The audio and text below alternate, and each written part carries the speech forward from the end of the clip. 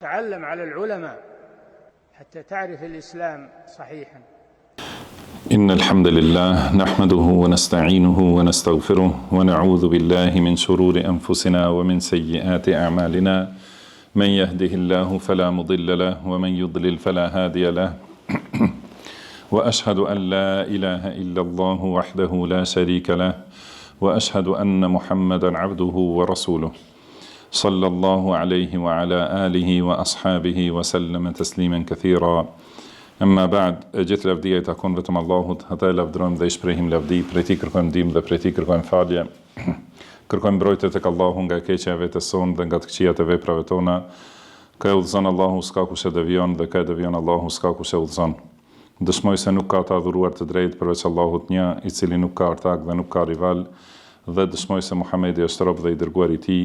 Salavatet dhe selamet e shumta të Allahut qofshin për të, për familjen e Tij dhe të gjithë shokët e Tij, si dhe të gjithë ata që e ndjekin udhën e tyre deri në ditën e gjykimit. Mëtej, o Zoti ynë, Ti je I lartësuar dhe I pastër nga çdo emet. Ne nuk dim asgjë posa asaj që na ke mësuar Ti, në të vërtetë Ti je I gjithdituri I urti. O Allah, na bëj të dobishme ato që na ke mësuar, na mëso ato që na bën dobi, na shto diturinë, na përmirëso gjendjen tonë të tërësi dhe mos na lër të mbështetur në vetët tona asnjë çast. Mëtej vazhdojmë me librin Ad-Durusul Muhimme li Ammatil Umma, mësime të rëndësishme për masat e përgjithshme të umetit, të autorit, dietarit kolosal, Sheikh Abdulaziz ibn Abdillah ibn Baz, Allahu e mëshiroft, I cili ka vdekur në vitin 1420 të Hijretit. Allahu e mëshiroft atë dhe e falt atë, na falt ne, prindrit tan dhe të gjithë mësuesit dhe dietarët tan, si dhe të gjithë muslimanët dhe muslimanet, besimtarët dhe besimtaret, të gjallët dhe të vdekurit. Në temën e radhës është mësimi I 17 për këtyre mësimeve. Ka thënë autori rahimahullah, at-tahdhiru min ash-shirki wa anwa'i al-ma'asi. Do të thonë paralajmërimi kundër shirkut dhe llojeve të mëkateve.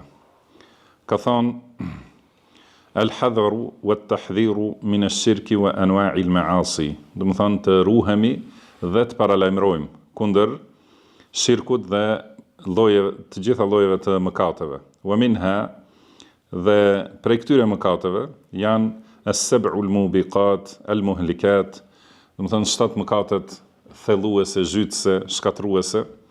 Wa hiya, dhe këto 7 janë ash-shirku billah, was-sihru, wa qatlu an-nafsi allati harrama Allahu illa bil-haqq, wa aklu mali al-yatim, wa aklu ar-riba, wa at-tawalli yawm az-zahf, wa qadhfu al-muhsanati al-ghafilati al-mu'minat.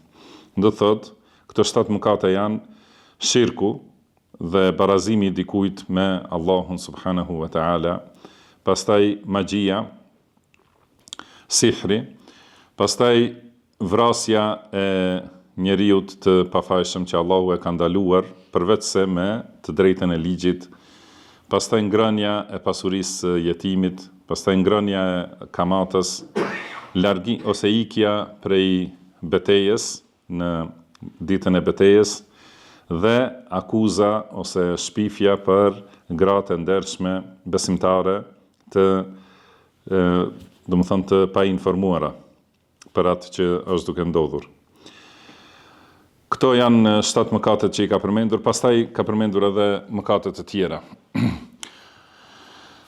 Do thotë pasi përfunduam me mësimin e disa bazave të Islamit, duke filluar nga më të rëndësishmet e kështu me radhë, edhe disa prej moraleve të Islamit dhe diçka në lidhje me etikën dhe disa norma të sjelljes së muslimanit.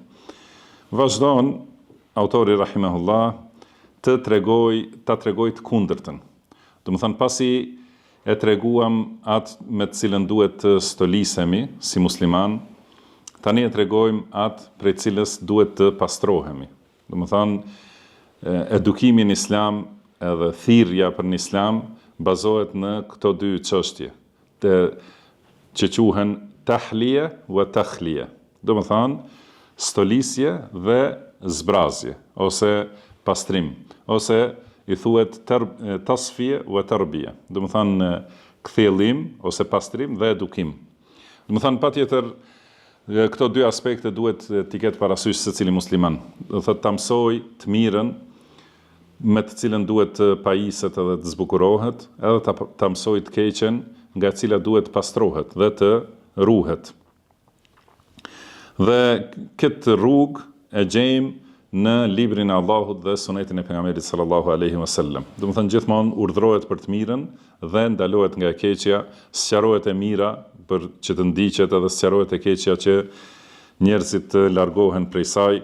Si ka thënë Hudhaifa radhiyallahu anhu, kana an-nasu yas'aluna an-nabiyya sallallahu alaihi wasallam 'anil khair. Do të thënë njerëzit e pyetnin pejgamberin sallallahu alaihi wasallam për të mirat, kurse unë e pyesja për të këqijat nga frika mos më kaplojnë ato. Do të thonë që ta di se si t'i ruhem. Prandaj kanë thonë ta'allam ash-sharra la li-sharri walakin li tawaqqihi fa inna man lam ya'rif ash-sharra min an-nas waqa'a fihi. Do thotë mësoje të keqen jo për të keqen, por për të ruajtur prej saj, sepse ai njeri prej njerëzve që nuk e di të keqen, atëherë bie në ta dhe do të thonë njolloset me ta. Prandaj siç është thënë, si ka mundësi njeriu të ruhet një gjëje, do të thonë si ka mundësi njeriu të ruhet nga diçka kur nuk e di se prej çka duhet të ruhet. Do të thonë si ka mundësi të ruhet kur nuk e di prej çka duhet të ruhet. Për këtë shkak duhet njeriu ta mësoj edhe të keqen, edhe të kundërtën e asaj që është e duhur dhe e mirë që të ruhet prej saj. Dhe prandaj dietarët kanë shkruar libra, kanë shkruar brenda librave të tyre, kanë shkruar edhe për udhëzimin edhe për devijimin, edhe kanë shkruar për urdhrat edhe për haramet. Dhe kanë shkruar libra të veçantë që janë vetëm për haramet, vetëm për punët e ndaluara, vetëm për devijimin, do të thënë që njerëzit ta mësojnë dhe ta kuptojnë se çka është ajo prej të cilës duhet të ruhen. Edhe sidomos në këtë kohë kur është përhapur e keqja shumë, edhe ato gremçat e të keqes janë të njëpasnjëshëm, sidomos për rinin edhe për fëmijët tanë, do të thënë që u vjen e keqja në këto mjetet e informimit ose në rrjetet sociale, vazhdimisht, do të thënë duke u paraqitur me lloj-lloj forma. Edhe kur nuk janë të informuar, edhe nuk i kanë dëgjuar argumentet për të keqen, për shembull të kësaj çështje, për të keqen e lakuritsisë ose për të keqen e kufrit ose për të keqen e magjisë e kështu me radhë, do të thënë bien lehtë në ato. Dhe më e keqja nga të gjitha është shirku, për të cilën do të thënë ka paralajmërime të shumta dhe argumente të shumta. Dhe gjithashtu të këqijat e tjera që janë mëkate të lloj-llojshme. Mirpo dihet se në Islam mëkatet janë dy lloje, mëkatet mëdha dhe mëkatet vogla. Edhe prandaj këtu ka përmendur autori rahimahullah të gjitha llojet e mëkateve, duke filluar me 7 më të mëdhat, dhe që tregon se ka do të thënë numri i tyre është i shumtë, pra nuk është vetëm 7, në këtë hadith janë përmendur 7, në një hadith do të thënë janë përmendur 7 mëkate, dhe do të flasim për të, edhe në hadithet të tjera janë përmendur mëkate të mëdha, por do të thotë këto argumente tregojnë se ka mëkate të mëdha dhe mëkate të vogla. Edhe këtë e gjejmë gjithashtu në librin e Allahut, ka thënë Allahu i lartësuar: "Wa kullu shay'in fa'aluhu fi az-zubur, wa kullu saghirin wa kabirin mustatar." Do të thënë, çdo gjë që kanë vepruar e kanë gjetur në regjistra, dhe çdo të vogël ose të madhe e kanë gjetur të shënuar. Do thotë, të gjitha mëkatet të vogla ose të mëdha janë të shënuara në librat që do t'i shohin njeriu në ditën e gjykimit. Po ashtu ka thënë Allahu: "In tajtanibu kaba'ira ma tunhauna anhu nukaffir ankum sayyi'atikum." Do të thënë, nëse largoheni prej mëkateve të mëdha që ju ndalohen, atëherë ne ju afalim gabimet ose gjunahet, që do të thonë të voglat, wa nudkhilkum mudkhalan karima, dhe ju fusim në do të thonë vend të nderuar. Po ashtu ka thënë Allahu, alladhina yajtanibuna kaba'ira al-ithmi wal fawahisha illa al-lamam. Do të thënë duke I lëvduar besimtarët, thot ata të cilët largohen prej gjunave të mëdha dhe mëkateve që janë turpe, përveç, do të thënë që bien në disa çështje që janë të qortuara. Gjithashtu edhe ato nuk është kur themi mëkate të vogla, nuk do të thënë se ato lejohen edhe mund t'i bëjë njeriu pa problem. Përkundrazi, mëkatet e vogla janë gjithashtu rrezik I madh për njeriu se ato grumbullohen edhe mund ta zhytin njeriu në dënim. Si kanë thonë, mos I nënçmo mëkatet e vogla sepse malet formohen nga guralecat e vegjël. Gjithashtu ka thënë Allahu, walakinna Allaha habbaba ilaykumul imana wa zayyanahu fi qulubikum. Do të thënë Allahu ju ka bërë të dashur imanin dhe ju ka zbukuruar dhe ju ka stolisur ata në zemrat tuaja. Wa karraha ilaykumul kufra wal fusuqa wal isyan, dhe ju ka bërë të urryer kufrin, edhe ka përmendur dy lloje të mëkateve, fusuq, që janë do thënë dalje kundër ligjeve të Allahut, do thënë që nënkuptohen mëkatet mëdha, fusuq dhe isyan, do thënë mosbindje ose mosdëgjim. Do thotë gjithashtu kundërshtimet të urdhrave, mirë po në nivel më të ulët se sa fusuq. Do thënë e shohim këtu atë që Allahu ka bërë të urryer besimtarve janë në 3 nivele. Kufër, që është do thënë çdo fjalë ose vepër ose besim ose dyshim që e nxjerr njeriu nga Islami do thënë jashtë Islamit. Dhe fusuq, që do thënë pra dalje prej kufive të bindjes, do thënë largim prej asaj që shkelje e kufive të rënda të Allahut, që do thënë mëkatet e mëdha, edhe isyan, do thënë mos bindje ose mos dëgjim, por që është në nivel më të ulët se sa fusuq. Po ashtu në dua që ka përmendur Allahu në Kur'an, do thënë prej duave të njerëzve të mirë, është që thonë Rabbana faghfir lana dhunubana wa kaffir 'anna sayyi'atina. Do thënë o Zoti ynë, na I fal mëkatet, do thënë që janë mëkatet e mëdha, dhe na I mbulo gjunahet, do thotë gjunahet e vogla. Prandaj muslimani duhet t'i di mëkatet e mëdha edhe mëkatet e vogla, edhe të ruhet prej të gjitha llojeve të mëkateve, mirë po ta ketë parasysh se mëkatet e vogla falen me vepra të mira.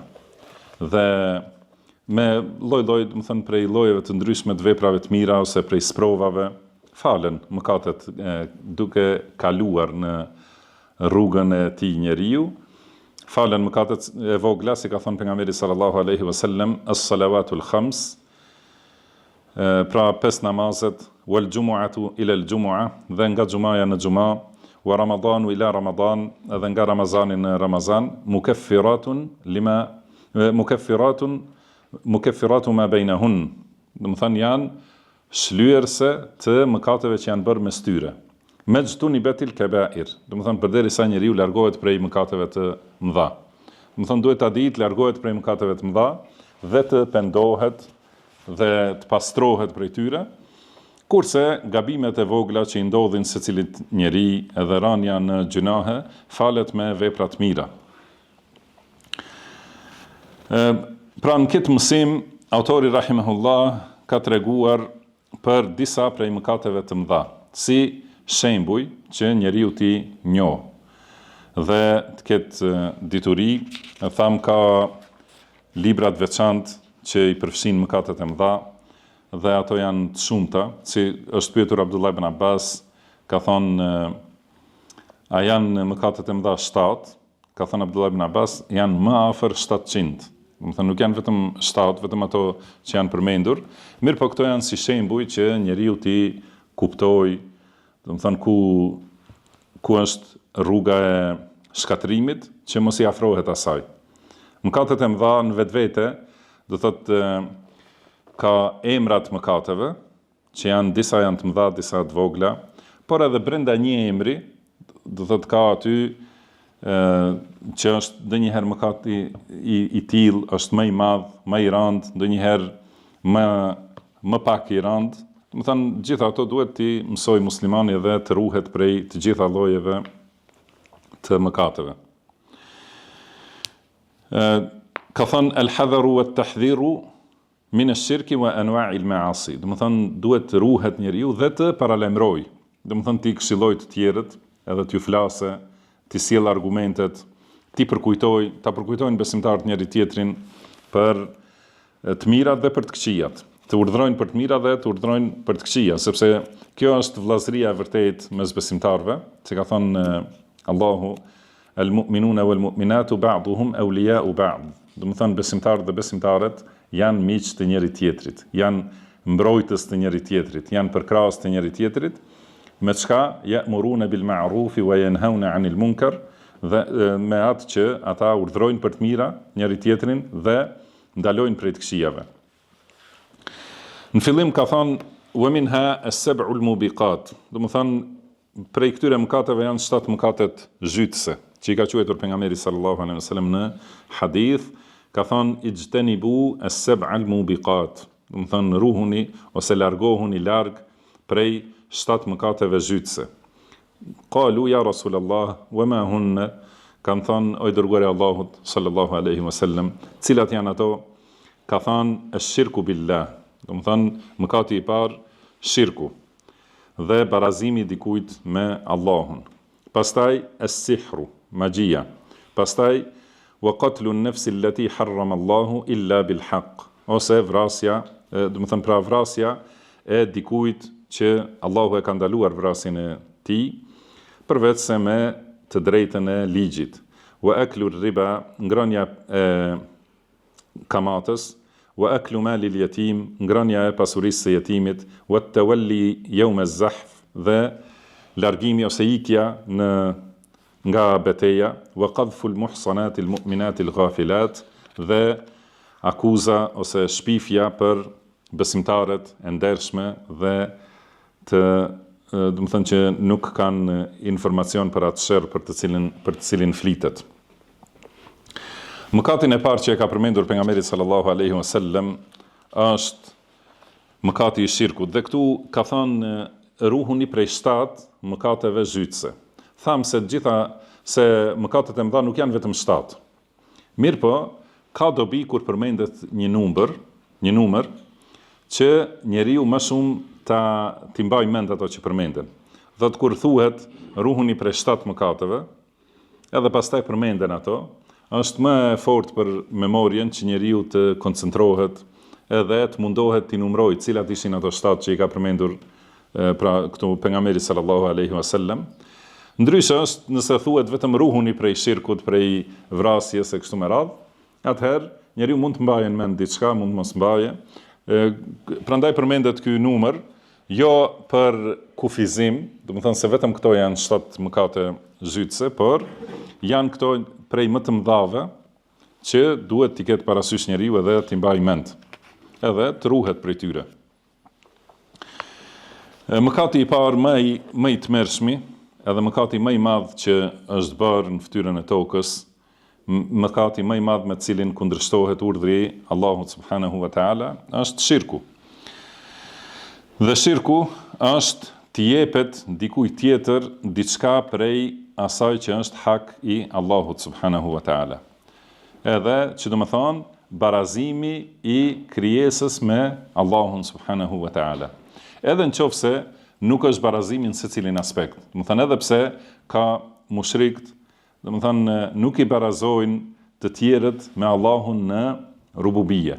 Edhe thonë se Allahu është Zoti i vetmi, është një Zot, nuk ka Zot tjetër përveç tij, vetëm ai krijon, nuk ka krijues përveç tij. Mirë po, e barazojnë në adhurim. Do të thonë, ose në disa prej cilësive i bajnë krijesat barabarta me krijuesin, ose në adhurim, do të thënë në drejtimin e veprave. Adhurojnë tjetër kanë përveç Allahut. Edhe për këtë shkak, nëse i pyet mushrikët, do thotë në dunja, pse i barazoni këta me Allahun, ata do thonë ne nuk i barazojmë. Edhe kështu janë përgjigjur, edhe mushrikët në kohën e pejgamberit sallallahu alaihi wasallam kanë thënë, ne i adhurojmë ata vetëm që të na afrojnë tek Allahu. Domethënë nuk i bëjmë të barabartë. Mirë po, thot Allahu për në ditën e gjykimit ose për në ahiret, në xhehenem, banorët e xhehenemit thonë: "Tallahi in kunna lafi dalalin mubin idh nusawwikum bi rabbil alamin." Domethënë pas Allahun, pas kemi qenë në devijim të qartë, në devijim të dukshëm, kur ju kemi barazuar ju me Zotin e botëve. Domethënë ky adhurimi ose drejtimi i një adhurimi, një vepre që duhet bëhet për Allahun, nëse i drejtohet dikujt tjetër përveç Allahut, domethënë se njeriu e ka bërë atë të barabartë me Allahun subhanahu wa taala. Në të gjitha llojet e adhurimeve, si ka thënë Allahu, pra duke sjell disa shembuj, duke filluar nga namazi, një prej adhurimeve më të mëdha: "Qul inna salati wa nusuki wa mahyaya wa mamati lillahi rabbil alamin la sharika lah." Do thot, thuaj namazi im, kurbani im dhe e gjithë jeta ime, dhe çdo gjë që ka prej adhurimeve në jetën time, janë dhe vdekja ime, të gjitha janë vetëm për Allahun Zotin e botrave, i cili nuk ka ortak, nuk ka sherik, domethënë nuk i bëhet shirk në asgjë, në asnjë vepër. Domethënë dhe cila do vepër, qoftë vepër e zemrës, domethënë si dashuria ose shpresa ose frika ose mbështetja ose domethënë madhrimi e kështu me radhë, domethënë që janë vepra të zemrës, nëse bëhet për dikën tjetër si duhet bëhet për Allahun, atëherë është barazim i atij me Allahun subhanahu wa taala. Ose vepra të dukshme ose fjalë. Prandaj folëm për format e shirkut në fjalë, domethënë barazimi me fjalë, barazimi i dikujt tjetër me Allahun subhanahu wa taala, domethënë se sigur për shembull nuk kam tjetër përveç Allahut dhe ty e kështu me radhë, domethënë barazim i dikujt me Allahun ka, do thotë, shirk që buron nga zemra në veprat e zemrës, shirk të fjalëve, edhe gjithashtu shirk të veprave. Dhe të gjitha këto janë forma të barazimit të dikujt me Allahun subhanahu wa taala. Dhe nëse është shirku, do thot barazim i vërtet, domethënë që njeriu e adhuron tjetër kënd përveç Allahut, atëherë ky është shirk i madh dhe ai që bën shirk të madh nuk hyn në xhennet asnjëherë. Ka thënë Allahu: "Innahu man yushrik billahi faqad harrama Allahu alayhi al-janna wa ma'wahu an-nar." Domethënë ai që i bën shirk Allahut, Allahu ja ka ndaluar atij xhennetin. Ja ka bërë haram xhennetin dhe vendi i tij është zjarri. Wa ma lidh-dhalimin min ansar, dhe për të padrejtët, domethënë këta që bëjnë shirk, që bëjnë këtë padrejtësi, nuk ka asnjë ndihmës. Dhe ka thënë Allahu: "Inna Allaha la yaghfiru an yushraka bihi wa yaghfiru ma duna dhalika liman yasha." Domethënë Allahu nuk e fal shirkun asnjëherë, kurse përveç shirkut ja fal kujt të doj mëkatet. Do thotë, nëse njeriu nuk pendohet, nuk falet shirku në asnjë mënyrë përveç se me pendim. Domethënë nëse pendohet, largohet prej shirkut, pastrohet dhe e veçon Allahun me adhurim, përderisa është gjallë, atëherë është i falet shirku. Përndryshe, nëse vdes duke e barazuar dikën tjetër me Allahun, domethënë nuk falet asnjëherë dhe ai është përgjithmonë në xhehenem. Edhe të gjitha veprat e tij anulohen. Pa marrë parasysh sa vepra të mira ka bërë, domethënë nuk ka dobi nga asnjëra prej veprave. Ka thënë Allahu për pejgamberët e Allahut. Domethënë që nuk ka bërë askush prej njerëzve vepër më të madhe se pejgamberët e Allahut. Edhe nuk ka, domethënë, shpërblime dhe vepra të mira, askush nuk mund të krahasohet me pejgamberët e Allahut. Edhe për ata ka thënë: "Walau ashraku la habita anhum ma kanu ya'malun." Sikur të kishin bërë shirk, domethënë do të ishin asgjësuar të gjitha veprat që i kanë vepruar. Edhe pejgamberit sallallahu alaihi wasallam i ka thënë: "Wa laqad uhiya ilayka wa ila alladhina min qablik la in ashrakta la yahbatanna 'amaluk." Domethënë të shpallur ty dhe atyre që kanë qenë para teje, që nëse bën shirk, do të asgjësohen të gjitha veprat, wala takunanna min al-khasirin, dhe do të jesh i humbur në ahiret. Nuk ka dobi, prandaj nëse vdes njeriu në shirk, Pra për në ahiret nuk I falet asnjëherë.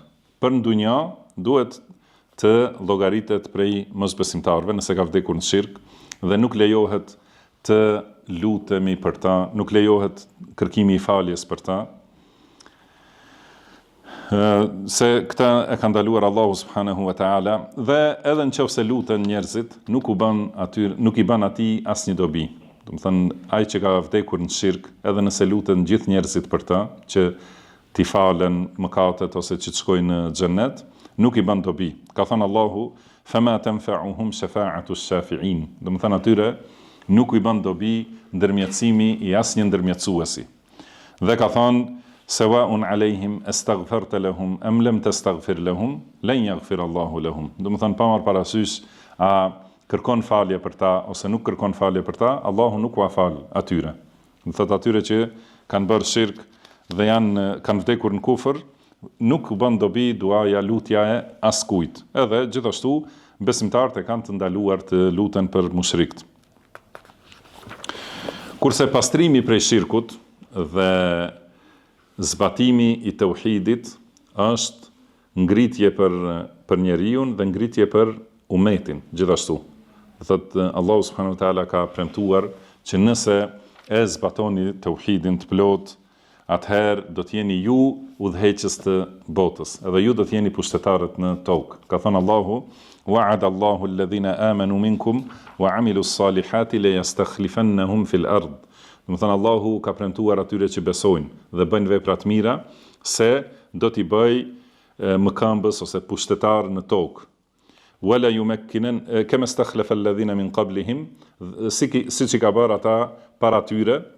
Do të thonë siç I ka dhënë pushtet atyre që kanë qenë më përpara, wala yumakkinanna lahum dinahum, dhe do t'ja bëj do të thonë ngadhnimtar ose sundimtar fenë e tyre, alladhi irtada lahum, me të cilën Allahu është I kënaqur për ta, wala yubaddilannahum ba'da khawfihim amna, dhe këtë frikën dhe gjendjen e frikës pasigurisë do t'ua zëvendësoj me siguri.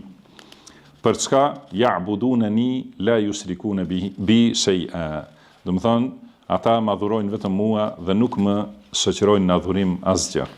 Do të kjo është, kështu do të jetë gjendja e muslimanëve kur ta pastrojnë tauhidin dhe ta largojnë secilën njollë të shirkut. Atëherë patjetër se do të vijë fitoria, ngritja dhe do të ngadhnjej, do të thonë, feja jonë të cilën Allahu na I ka zgjedhur, dhe do të jenë muslimanët, do të thonë ata që udhëheqin dhe nuk do të jenë të shtypur, nuk do të jenë në frikë dhe në pasiguri.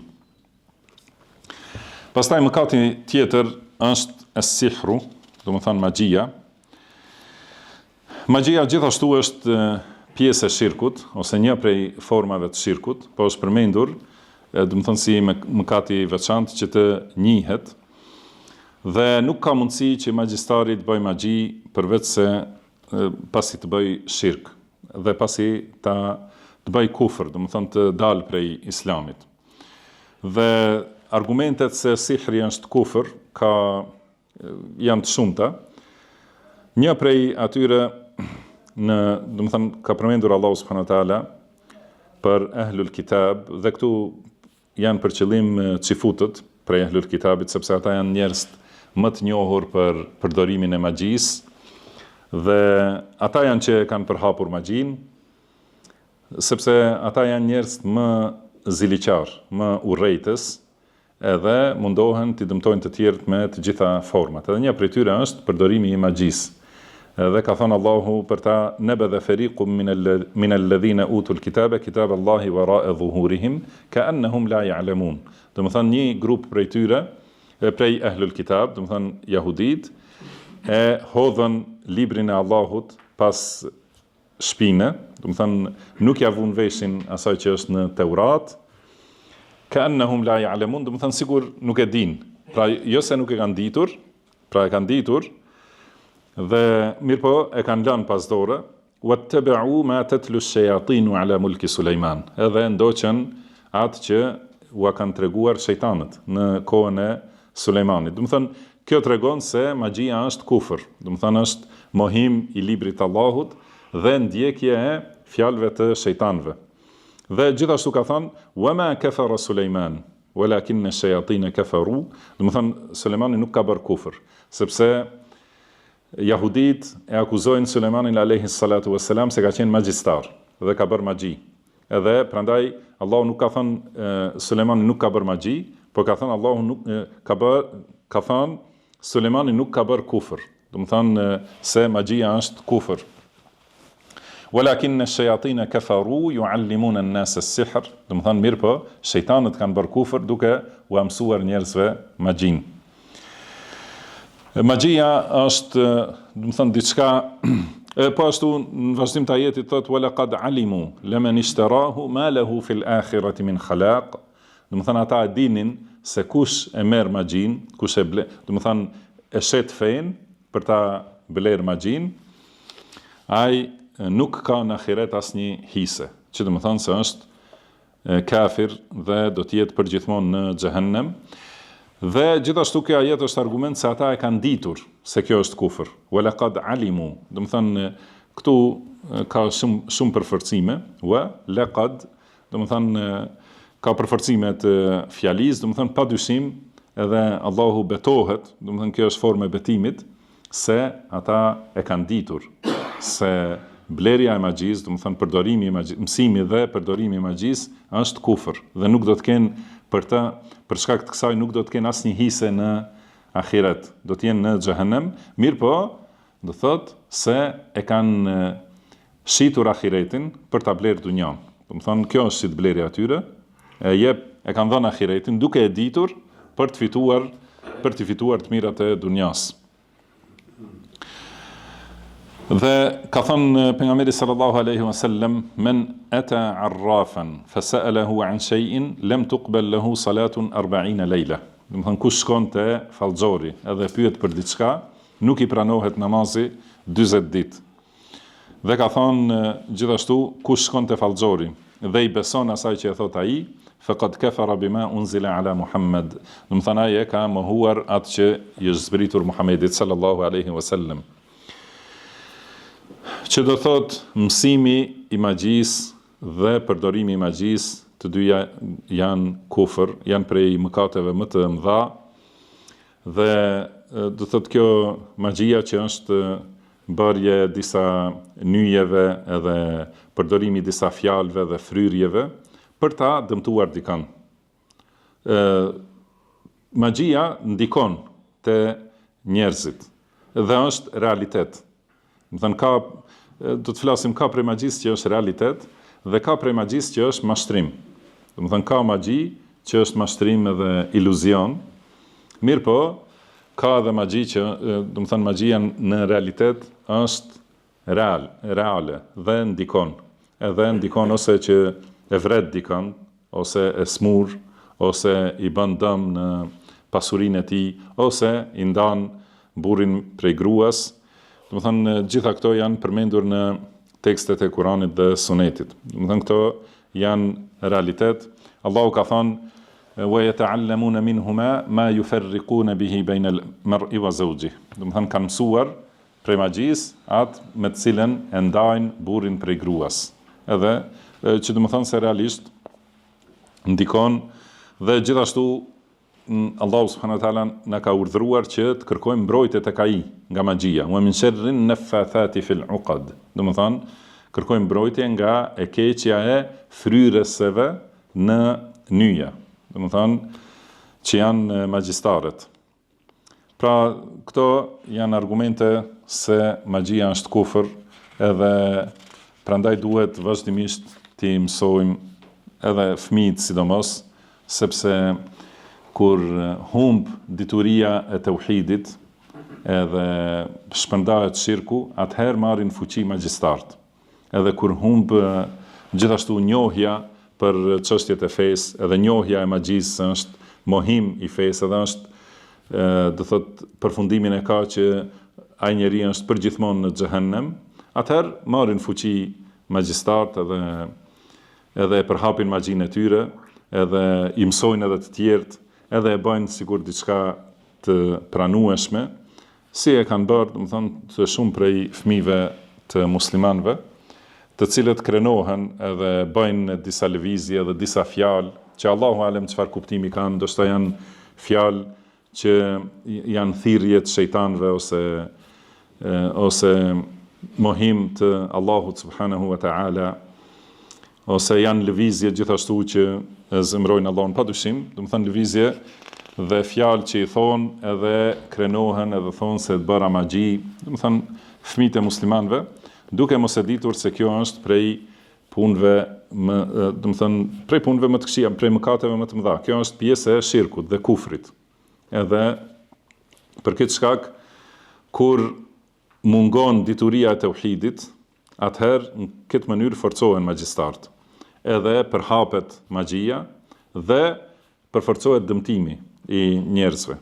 Kurse kur njeriu vetë e njeh tauhidin dhe e zbaton tauhidin plotësisht, atëherë ndikimi i magjistarëve është shumë i vështirë ose i pamundshëm. Do të thënë nuk ka mundësi të depërtojë te njeriu që e ka tauhidin e pastër. Por dihet se Allahu ka thënë wama hum bidarrin bihi min ahadin illa bi idhnillah. Do thotë, ata nuk mund t'i bëjnë dëm askujt përveç se me lejen e Allahut. Atë që e ka caktuar Allahu, do thotë do të ndodh.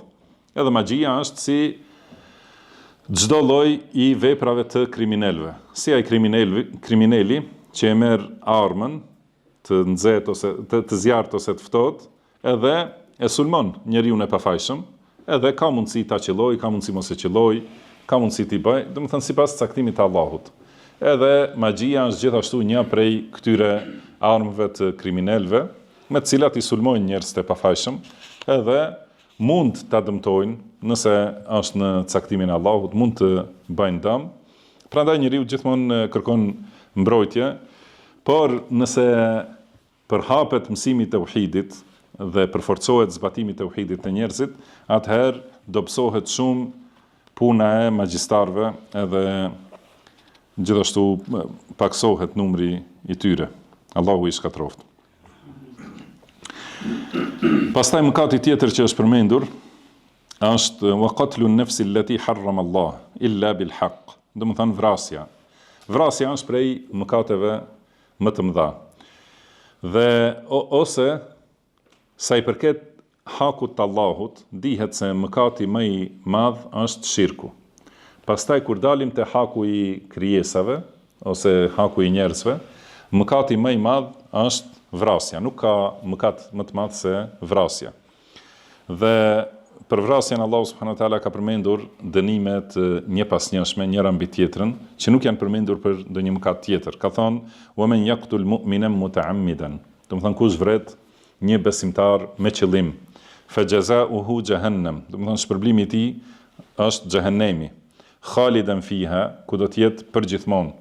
Wa ghadiba Allahu alayhi, edhe Allahu është i zemruar ndaj tij, wa la'anahu, dhe e ka mallkuar, wa a'adda lahu 'adhaban 'azima, dhe ka përgatitur për të dënim të madh, shumë do të thënë të rënd.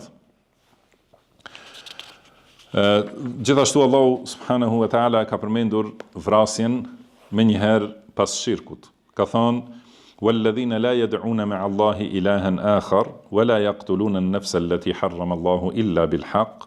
Do të thënë ata të cilët, pra duke i lëvduar besimtarët, thot ata të cilët nuk lusin askënd tjetër përveç Allahut dhe nuk e vrasin njeriu që e ka ndaluar Allahu të vritet përveç se me të drejtën e ligjit, wala yaznun, dhe nuk bëjnë zina, wa man yaf'al dhalika yalqa athama, kurse ai që i bën këto, do të thonë rëndohet me mëkatet më të rënda, yudha'af lahu al-'adhabu yawm al-qiyamati wa yakhlud fihi muhana, dhe atij shumëfishohet dënimi në ditën e gjykimit dhe aty mbetet përgjithmonë i poshtruar, illa men tabe, përveç atij që pendohet. Do të thonë këto janë mëkatet më të rënda që i ka përmendur Allahu subhanahu wa ta'ala, që do thotë vrasja është mëkati më i rënd, do të thonë që vjen pas hakut të Allahut subhanahu wa ta'ala. Sepse secili mëkat tjetër ka mundësi njeriu nëse pendohet, do të thonë ka mundësi të lirohet prej pasojave të atij mëkati. Pra nëse ka vjedhur pasuri ose ka marr pasuri me mashtrim ose ka marrë kamat, do të thënë në gjitha këto raste pendohet sinqerisht tek Allahu dhe ja kthen hakun atij që ja ka shkelur hakun. Madje nëse ka goditur dikon, atëherë mund t'ja kthej, do thotë të dale para tij dhe të thotë kthema hakun, do thotë. Dhe në të gjitha për vjedhjen e pasurisë kanë përmendur edhe nëse ka vdekur për shembull ai personi të cilit ja ka vjedhur vjedhsi pasurinë, mund t'ja kthej pasardhësve të tij ose trashëgimtarëve të tij, kurse vrasjen, do të thënë edhe nëse pendohet njeriu, nuk ka mënyrë si t'ja kthej hakun atij që e ka vrasë, ai ka shku. Prandaj ka thënë Allahu subhanahu wa taala men qatala nafsan bighayri nafsin aw fasadin fil ardi fakannama qatala an-nasa jami'a. Do të thënë kush vret një njeri i cili nuk e ka vrarë dikën dhe nuk ka bërë prishje nëpër tokë, atëherë ai është sikur t'i ketë vrarë të gjithë njerëzit. Dhe ka thënë pejgamberi sallallahu alaihi wasallam, është pyetur Abdullah ibn Mas'ud radhiyallahu anhu, e ka pyetur cili është mëkati më i madh. Ka thënë an taj'ala lillahi niddan wa huwa khalaqak. Mëkati më i madh është ti bësh Allahut të barabartë kurse Allahu të ka krijuar. Ka thënë pastaj cili është? Ka thënë an taqtula waladaka khashyata an yat'ama ma'ak. Do të thënë ta vrasësh fëmin tënd nga frika se do ta haj ushqimin tënd, do të thënë do ta haj pasurinë tënde. Pra, si tham, secili mëkat, brenda atij mëkati ka shkallë të ndryshme. Edhe këtu e ka përmendur pejgamberi sallallahu alaihi wasallam këtë shkallë të vrasjes që është prej më të këqijave. Do thotë që njeriu ta vras fëmijën e vet nga frika se ai do ta haj ushqimin e tij. Do thonë do t'i paksohet furnizimi. Prandaj ka thënë Allahu wala taqtulu awladakum min imlaqin nahnu narzuqukum wa iyyahum. Do të thënë mos i vritni fëmijët nga varfëria, sepse ne ju furnizojmë ju dhe ata. Pra Allahu subhanahu wa taala është furnizuesi dhe njeriu nuk duhet friksohet për furnizimin, edhe prandaj vrasja e fëmijës është prej vrasjeve më të rënda. Edhe gjithashtu vrasja e prindit. E kështu me radhë, do thotë vrasja ka gradë të ndryshme, por në përgjithësi, do të thënë krimi i vrasjes është krimi më i rëndë në lidhje me njerëzit. Ka thënë pejgamberi sallallahu alaihi wasallam la yazalu al-mar'u fi fushatin min dinihi ma lam yusib daman haraman. Do të thënë njeriu është në liri në fenë e tij, përderisa nuk derdh gjak të ndaluar. Do të thënë nuk vret një njeri. Se si tham, ka hapësirë njeriu në fenë e tij, madje edhe nëse ka bërë shirk, do të thënë mund të pendohet edhe kthehet tek Allahu subhanahu wa taala, edhe pastrohet prej shirkut. Edhe tjerat mëkate nëse ka bërë, do të thënë ka rrugdalje që të pastrohet prej pasojave të atyre mëkateve. Mirë po, kur ta vraset dikën të pafajshëm, nuk ka mënyrë se si ta kthej këtë hak edhe si të pastrohet nga pasojat e këtij krimi. Dhe ka thënë pejgamberi sallallahu alaihi wasallam awwalu ma yuqda bayna an-nasi fi ad-dima. Do të thënë çështja e parë që për të cilën gjykohen njerëzit që kanë pasur kundërshtim mes veti janë gjaqet, do thotë vrasja. Dhe ka thënë يجيء القاتل والمقتول يوم القيامة متعلق برأس صاحبه يقول رب سل هذا لمن قتلني. Vjen i vrari i lidhur për kokën e vrasësit, edhe i thot, o Zoti im, pyete këtë pse më ka vrarë. Edhe, do të thënë, kjo është pozitë e rëndë për të përgjigjur para Allahut subhanahu wa taala. Dhe kjo nuk vlen vetëm për besimtarët. Do të thënë kjo vrasja e pafajshmit nuk është vetëm për muslimanin, por është edhe për mosbesimtarët, nëse janë të pafajshëm, nuk janë në gjendje lufte. Se ka thënë pejgamberi sallallahu alaihi wasallam, men qatala muahadan lam yarah raihat al-janna. Do të thënë kush vret një mosbesimtar me të cilin kemi paqe. Do të thënë jemi në marrëveshje, jo në betejë ose në luftë, por kemi marrëveshje mes muslimanëve dhe mosbesimtarëve, kush vret një prej tyre, nuk e nuhat erën e xhenetit. Wa inna rihaha yujadu min masirati 40 aman. Kurse era e xhenetit ndihet, do thot 40 vjet larg. Nëse ec ose fluturon një shpend i shpejt 40 vjet, do të thonë akoma ndihet era e xhenetit. Kurse ai që i ka vrar një mosbesimtar që me të cilin janë paqe muslimanët, do të thonë nuk e ndjen erën e xhenetit. Mëkati tjetër është eklur riba, do të thonë ngrënia e kamatës. Edhe ngrënia e kamatës është prej mëkateve më të rënda, do të thonë përdorimi i kamatës. Pa marrë parasysh për të ngrënë ose për diçka tjetër. Është prej mëkateve më të rënda dhe zhytëse në xhehenem. Pra kjo është prej mëshirës Allahu subhanahu wa taala, më të mëshirshmit të mëshiruesve. Edhe është prej urtësisë së tij që u ka bërë haram kamatën.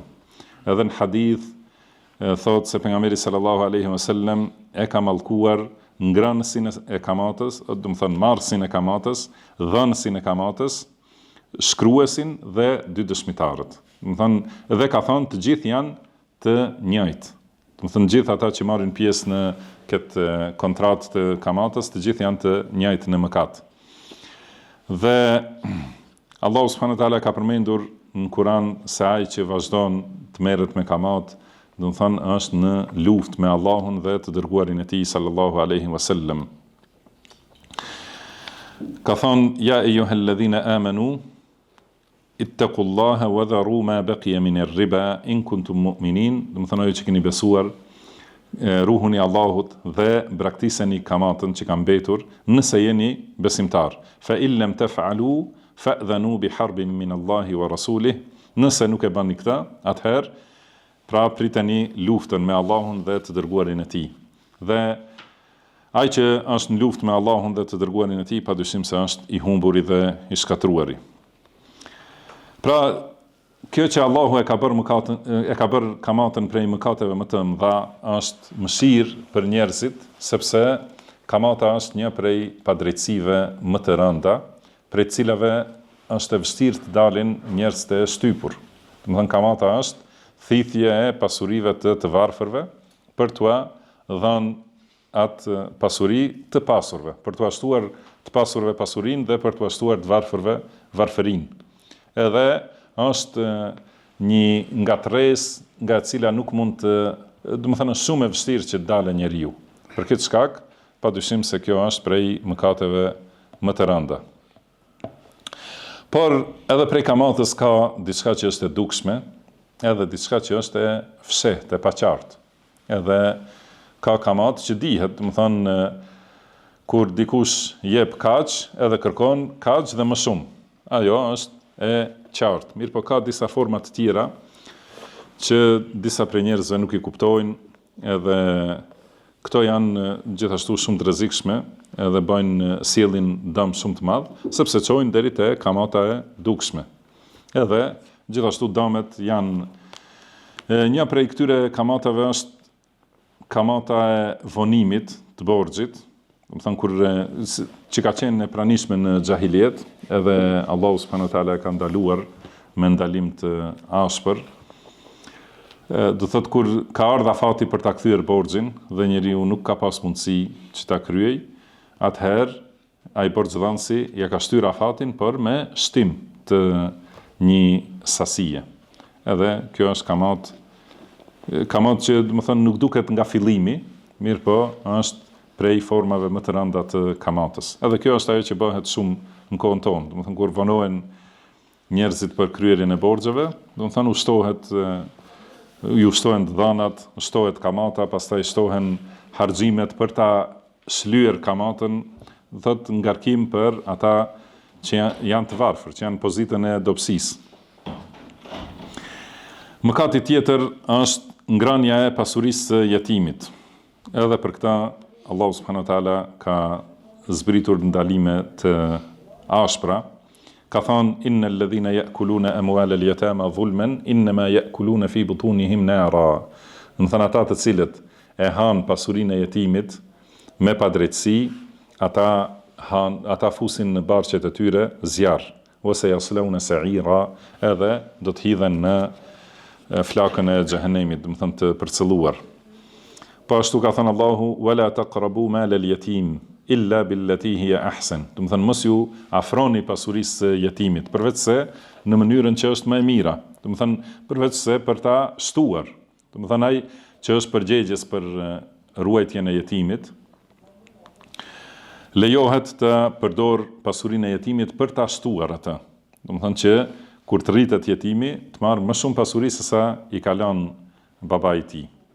Edhe kjo, do të thënë edhe ky ndalim, edhe ky haram në Islam, do të thënë tregon për kujdesin për të dobtit, sepse jetimi as nuk e di se çfarë pasurie i ka lënë babai vet.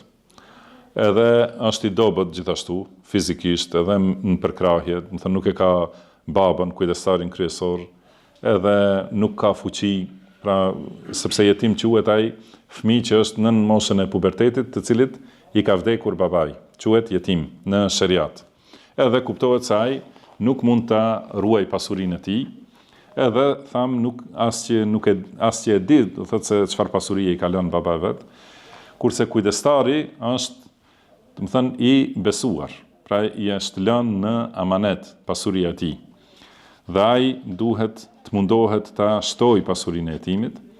Nëse është pasanik, nuk i lejohet të haj asgjë, do të thënë të përdor asgjë prej asaj pasurie. Nëse është i varfër, atëherë mund të marrë sa është e patjetërsueshme që të mund të jetojë ai edhe të kujdeset për pasurinë e atij jetimi. Ka thënë pejgamberi sallallahu alaihi wasallam Abu Dharrit radhiyallahu anhu, i ka thënë: "Ja Aba Dharr, inni araka da'ifan." O Abu Dharr, unë mendoj se ti je i dobët. "Wa inni uhibbu laka ma uhibbu li nafsi." Dhe i ka thënë, unë dua për ty atë që dua për veten time. Prandaj la ta'muranna ala ithnain. Mos u bëj udhëheqës i dy vetave. Wala tawallayanna mal yatim. Edhe asnjëherë mos e merr në kujdestari pasurinë e ndonjë jetimi. Më thotë, kjo është këshilla, pasi rreziku është i madh dhe i tmerrshëm për njeriu që merret me pasurinë e jetimit, edhe mund ta dëmtoj ose mund ta keq përdor, atëherë ai e ka mbushur barkun e tij me zjarr. Pra tham, kur vjen koha kur rritet jetimi, Allahu na ka urdhëruar që ta testojmë, a është i aftë do të thënë, për të kujdesur për pasurinë e vet, dhe nëse është, atëherë i jepet pasuria. Ka thënë: "Wabtalu al-yatama hatta idha balaghu an-nikaha fa in anastum minhum rushdan fadfa'u ilayhim amwalahum." Do të thënë, testoni jetimet.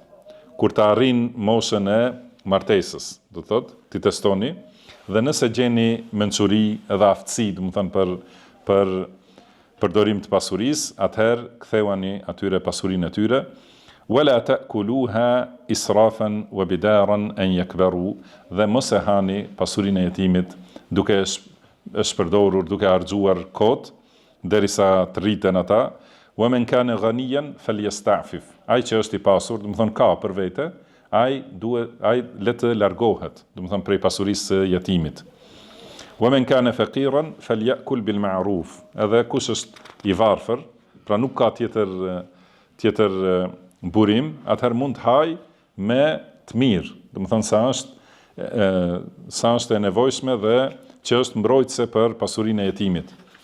Fa idha dafa'tum ilayhim amwalahum fa ashhidu alayhim. Dhe kur t'ua jepni atyre pasurinë, atëherë sillni dëshmitar. Wa kafa billahi hasiba. Dhe Allahu mjafton si llogaritës. Pastaj tjetri mëkat është at-tawalli yawm az-zahf, do të thonë ikja nga betejë. Ikja nga betejë është diçka që i dëmton muslimanët, sepse kur njeriu, do të thonë, momentin kur përballen me armikun, edhe ndonjë prej ushtarëve largohet, do të thonë kjo është humbje e fuqisë, edhe humbje e vullnetit, edhe humbje e moralit, do të thonë, të ushtarëve, edhe është dëmtim i madh. Për këtë shkak është prej mëkateve më të rënda. Ka thënë Allahu subhanahu wa ta'ala: "Wa man yuwallihim yawma idhin duburahu", do të thonë ai njeri që ja kthen shpinën armikut në betejë, illa mutaharrifan liqital, përveç nëse është kjo prej strategjisë së luftës, au mutahayyizan ila fi'a, ose që shkon për të bashkangjitur me një grup tjetër, atëherë do të thonë nëse nuk janë këto dy shkaqe dhe ik nga beteja, faqad ba'a bi ghadabin min Allah wa ma'wahu jahannam, do të thonë ai ka fituar zemrimin e Allahut dhe vendi i tij është xhehenemi, wa bi'sal masir, dhe ai është përfundimi më i keq. Pra e kuptuam se është mëkati më i rëndë, do të thonë një prej mëkateve më të rënda, ikja prej betejës. Përveç nëse kjo ikje, largimi nga ai vend, është strategji e luftës që kalon do të thonë ushtari ose ushtarët në një vend tjetër ku mund ta dëmtojnë më shumë armikun, që mund ta sulmojnë në mënyrë më të fuqishme, ose për ta mashtruar armikun, do të thonë duke menduar se janë duke ikur, edhe e ndjekin, pastaj bien ndonjë ngushticë ose në prit tjetër, në pusi, do thotë atëherë nuk është mëkat. Ose kur shkon te një grup tjetër, do të thonë ka mundësi që gjatë luftës në një vend betejë është më e lehtë, në një vend është më e rëndë. Tani ose këta që janë për shembull më të fuqishëm mund të shkojnë të japin përforcim grupit tjetër, atëherë lejohet largimi nga kjo betejë për të shkuar në një betejë tjetër, ose ka mundësi edhe ata që janë të dobët që të ikin të shkojnë te grupi më i madh, që kur të vijë armiku, atëherë do të thonë të jenë më të fuqishëm kundër armikut. Në këto raste do thotë lejohet largimi nga beteja, përndryshe ikja nga beteja është prej mëkateve më të rënda.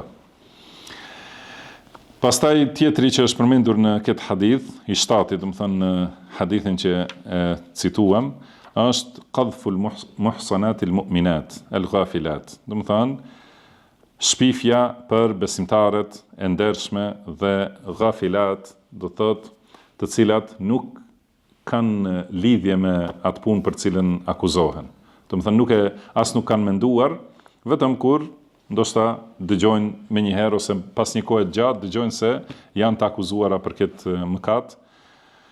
Kjo akuzë edhe kjo shpifje është prej mëkateve më të mëdha.